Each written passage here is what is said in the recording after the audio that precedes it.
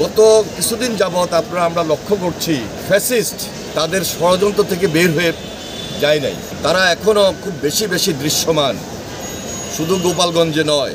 গত পরশুদিন milestone school and কলেজে যে শোকাবহ ঘটনা ঘটেছে, পুরা জাতি আমরা শোকে মুহ্যমান। এর মধ্যে ফ্যাসিস্ট যে খুব বেশি দৃশ্যমান সুযোগ নিচ্ছে। গতকালকে আমরা সচিবালয়ের সামনে একটা মিছিল হয়েছে, সেখানেও দেখেছি, এবং এই যে মাইলস্টোন স্কুল অ্যান্ড কলেজ সেখানেও আমরা প্রত্যক্ষ করেছি। তাই আমি সবাইকে বলবো, আমাদের প্রত্যাশার জায়গা থেকে খুব এই অল্প সময়ে যে সকল দাবি আমাদের পূরণ হয়ে যাবে তা নয়, তবে আমাদেরকে ঐক্যবদ্ধ থাকতে হবে। সুদৃঢ় ঐক্যের মধ্য দিয়ে আমাদের বাংলাদেশ বিনির্মাণে এগিয়ে যেতে হবে। আমাদের লক্ষ্য টার্গেট ঠিক রেখেই আমাদেরকে এগিয়ে যেতে হবে। আমার বিশ্বাস সকল রাজনৈতিক দল তার বাইরে যে স্বপ্ন নিয়ে এই প্রজন্ম সেদিন আন্দোলন সংগ্রামে আমাদেরকে নেতৃত্ব দিয়েছিল, তারা যেন কোনোভাবেই আজকে বিচ্যুতি তাদের মধ্যে না আসে, তাদের মধ্যে কোনোভাবেই আমরা যেন দুরাশা বারবার লক্ষ্য না করি।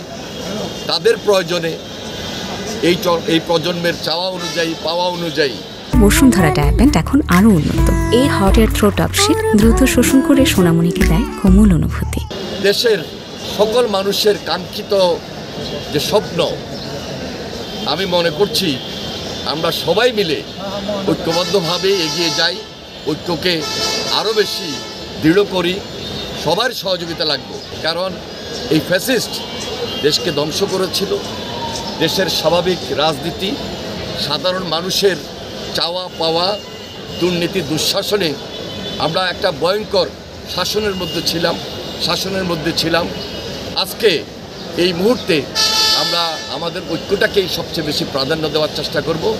তাই আমার উদাত্ত আহ্বান, আসুন আমরা ধৈর্য ধারণ করে কাঙ্ক্ষিত লক্ষ্যে পৌঁছার জন্য একটা জনগণের সরকার প্রতিষ্ঠিত করি। একটা জনগণের সরকার গণতন্ত্রের ভিতকে শক্তিশালী করার মধ্য দিয়ে যে সকল জিনিসগুলো সাধারণ মানুষের পাশে দাঁড়িয়ে দিতে পারবে, সেটা স্বাভাবিক কারণেই একটা নির্বাচিত সরকারের বাহিরে অন্য কারোর পক্ষে আসলে সম্ভব নয়। তারপরও আমরা সকলেই সহযোগিতার মধ্য দিয়ে এই সরকারের কাছে সে আশাবাদ ব্যক্ত করছি, জনগণের সরকার প্রতিষ্ঠিত হবে।